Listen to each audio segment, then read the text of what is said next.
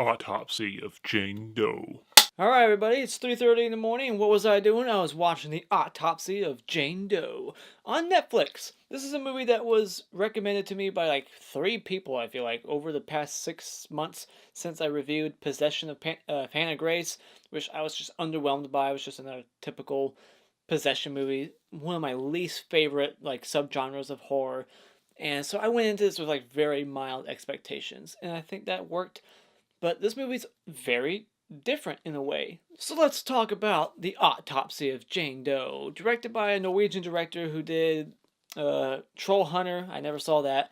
And stars Brian Cox from a lot of movies. And it tells a story about a father and son who run the Tilden Mortician office, and they're morticians, and they work for, the police. They do cause of death analysis. They find out why or how these people died, and they get this woman named Jane Doe because they don't know what her name is. If you're a woman, you're Jane Doe. If you're a guy, you're John Doe. Once they open her up, they slowly start realizing that shit's not right with this body.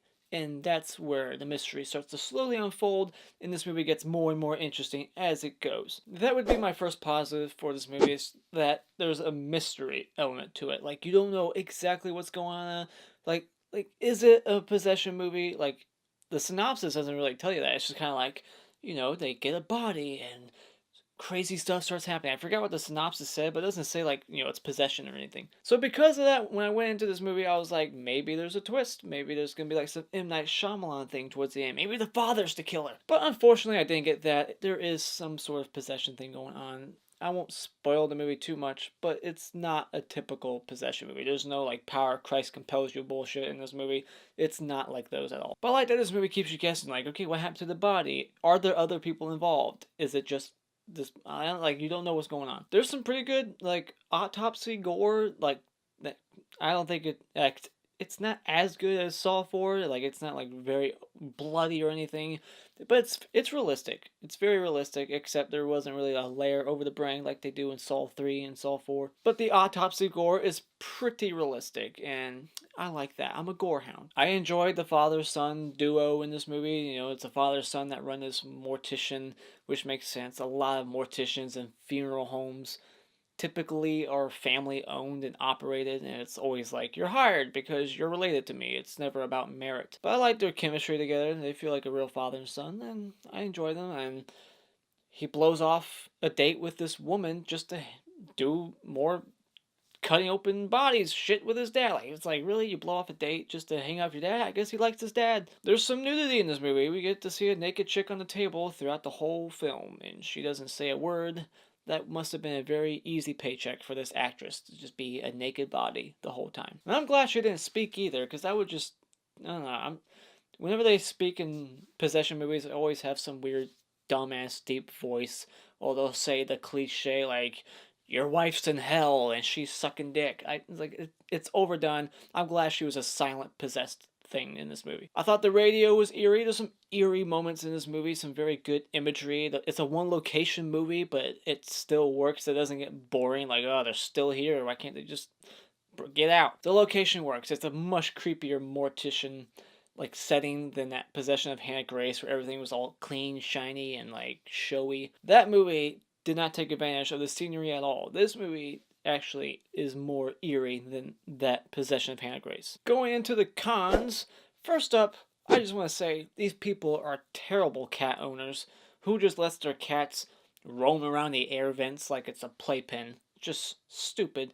They were asking for it. And he wouldn't. And when they find their cat, like, very brutal what he does to his cat just to put it out its misery to snap. This guy's girlfriend at the very beginning is just creepy. Like, if she wants to see what he does for a living, like, she works at a bookstore, and she's dating this mortician, and she's like, I want to see what you do, and like, show me a body.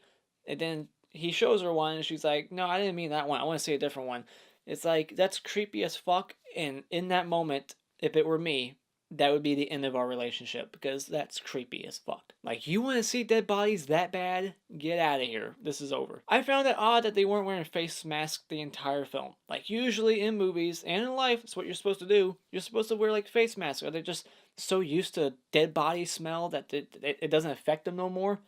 They didn't wear a mask ever. It's just a nitpick. Like, but it kind of bugged me. I was like, really? Why? Because we need to hear the actors better? I don't know. This is like, why? That's not realistic. They would be wearing that. Like, it smells pretty bad. There's only a couple of scares in this movie, like real big scares, but they're predictable jump scares where like the camera will linger on something for so long and you just kind of wait for it and then it happens. You're like, yep, saw it coming. Or like the girlfriend will come up from behind to scare the boy, and it's just typical cliche jump scares. It's very lazy and I hate it. I mean, what's next? Is a cat gonna jump out of a dumpster like Halloween 2? And I don't know if it just means that I've seen too many movies, but I was somehow able to predict what happens to Emma when it happens. I was like, yep, I knew it. I fucking knew it. Don't know how, but I guess I've just seen so many fucking movies now that I can just spoil things for myself. I don't know why I do it. I should just shut my brain off when I watch these. That way, things can surprise me, but what happens with Emma did not surprise me. But overall, I did enjoy this. I mean, don't go into this expecting a happy ending. It's pretty grim. You know, evil lives on. Typical shit. But it was pretty fun. It was kind of different, and it wasn't so cliche. I mean, it had some fun. The mystery element did keep me interested throughout, and it's not like a long-ass movie. It's only like 80-some minutes, so it doesn't waste too much of your time. I enjoyed it. So when it comes to the Autopsy of Jane Doe, I recommend that you go out and buy this one. Probably one of the better possession-type movies you can have. Like, it's not so paint-by-numbers, regular, cliche, stereotype, power of Christ will compel you bullshit. We've seen that a million times, and this was a breath of fresh air right here. But those are my thoughts on Autopsy of Jane Doe. Is this one of your favorite modern possession movies? Let me know in the comments below. Thank you so much for joining me tonight. As always, hit this like button to support this video, and you can become a subscriber today just by clicking on my cartoon face in about 5 seconds to see more. And until next time, auf Wiedersehen.